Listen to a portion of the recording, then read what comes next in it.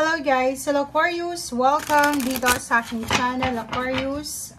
Welcome! Alamin natin kung anong messages, vibration, gabay energy para sa lahat ng Aquarius. Ito ay general weekly tarot guys. So, pwede kang makaresonate. Gamitin mo ang iyong intuition sa panunood. If ever na feeling mo hindi naman resonated sa'yo, so wag mong masyadong dibdibin ito. Wag mong i-claim. And yung resonated lang sa'yo. Okay? Meron ka ditong 5 cards. Aquarius. Okay. Inner desire.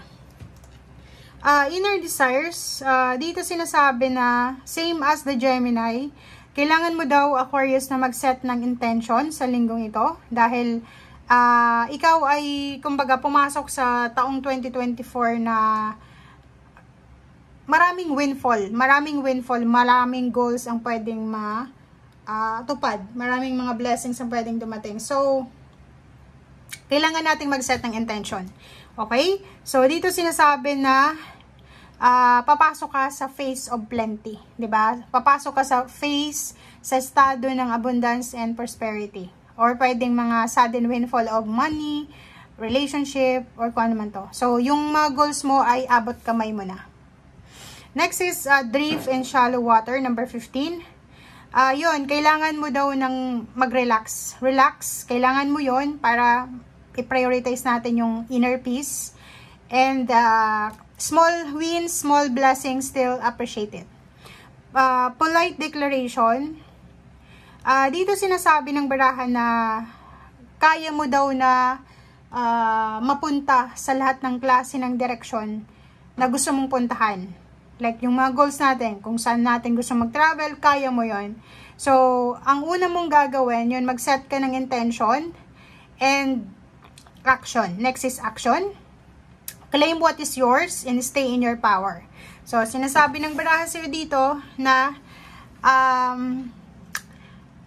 ang 2024 na to is parang bibigyan ka ng pagkakataon ng universe, ng ating Panginoon, na makuha mo kung ano yung deserve mo. Okay? Huwag kang matakot, maging courageous ka, and ipaglaban mo kung ano yung pangarap mo. Childlike devotion. Oh, 'di ba? You are multi-talented, 'di ba? Multi-talented ka daw eh. So, hindi ka dapat natatakot, and alisin natin, i-overcome natin yung mga distractions sa buhay natin. Mag-focus ka sa motivation mo, mag-focus ka sa kung ano yung gusto mong mangyari this year. Yun.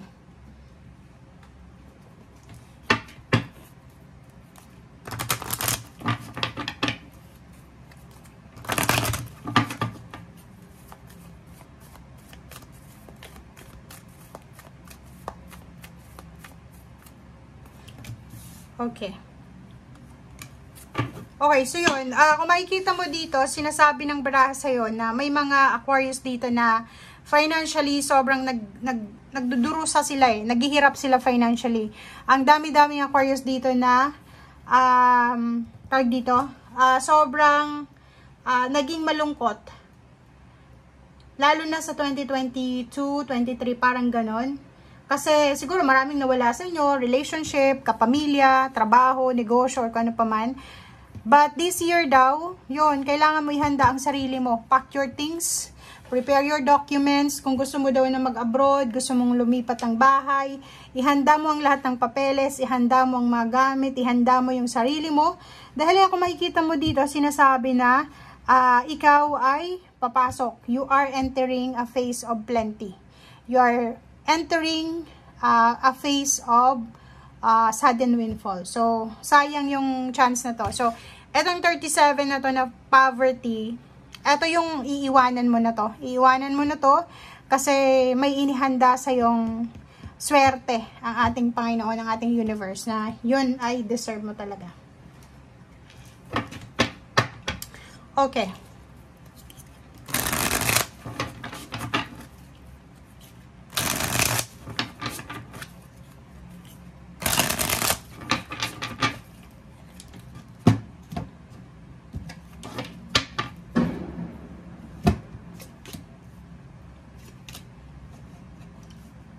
Okay, so meron ka ditong the Hierophant and the World card.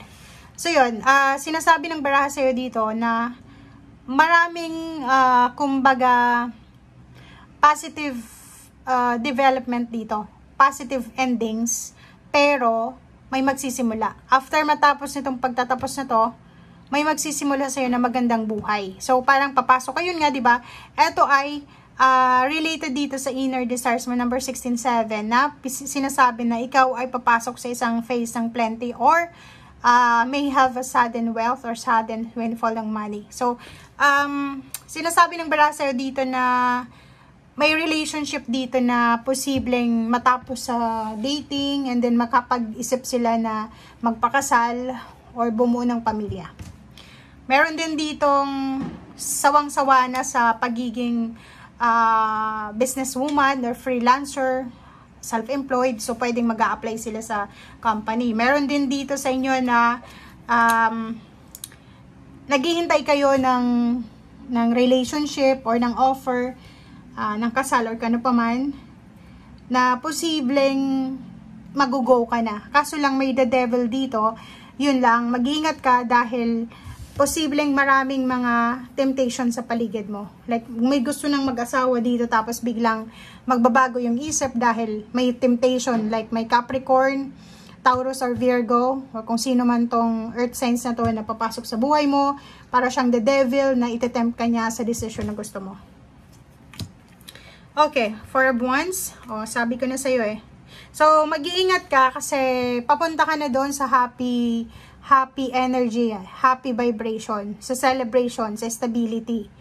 Like, may iba sa inyo na magsisimula ng bagong buhay, like bagong pamilya, bubuo ng pamilya, may kakasal, next level ng relationship, next level ng happiness, ng positivity. Kaso lang, meron ditong the devil. May mga tao kasi na mga kapamilya mo lang yan eh. Nakikita ko siya dito, kapamilya, sa usaping pera and then relationship. Para silang mga the devil na tinetempt ka nila. Ayaw nilang maging masaya ka.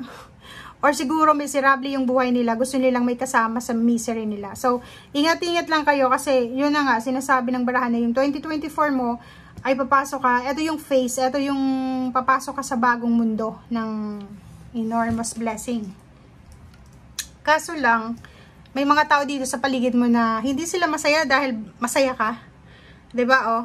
Maraming magbibigay sa iyo ng suporta. Hierophant, Knight of Pentacles. Kailangan daw hanapin mo sa taong 2024 yung mga tao na ipupush ka sa positivity. Hindi yung dadaganan ka nila para mas lalo kang masubsob sa kahirapan. Mas lalo kang masubsob doon sa emotional or financial problem. So, dapat yung mga taong lalapitan mo or taong i-close mo this year ay yung mga taong i-uplift ka nila. Okay? Sila yung magdadala ng happiness, stability, balance, and foundation. Meron ditong iba sa inyo na handa na kayong mag-asawa, handa na kayong magkaanak, handa na kayong bumuo ng pamilya. Kaso lang, may mga parang may inilagay na obligation sa balikat nyo na ikaw ay kailangan maging breadwinner, kailangan buhayin yung parents mo, yung ganito ganyan, kailangan magpatayo ng bahay. So, yun ang parang temptation sa ngayon. Okay? Thank you guys. Bye!